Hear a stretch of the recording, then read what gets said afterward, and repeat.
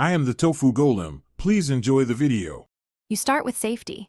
Turn the fan power off at the breaker or the wall switch to avoid motor activation.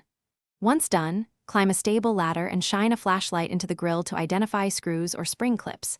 You'll feel the cover edges. Press gently to find spring tension. Next, use a Phillips or flat screwdriver as needed. Insert under lip or into visible screws and apply steady pressure. Take notes on clip locations so reinstallation is straightforward. You now remove the grill assembly by disengaging springs or screws. If the cover uses spring clips, press them inward while pulling the grill down. If screws secure it, turn counterclockwise while supporting the cover with your free hand. Do this slowly because many Nutone covers have small tabs or wiring for lights. As you lower it, watch for springs that will pop free and set them aside safely. Once off, set the grill on a cloth to avoid scratching and inspect the filter and motor housing. To finish, disconnect any lamp sockets or quick connect plugs by depressing tabs and pulling straight out. Don't yank wires. You can now lift the vent cover clear from its frame.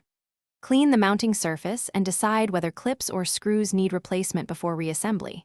If the cover is stuck, apply a little penetrating spray to the clips or screws, wait a few minutes, then wiggle while pulling. Avoid prying on fragile plastic. If a clip breaks, replace it rather than forcing the cover back. Thanks for watching. Consider subscribing if we helped you today.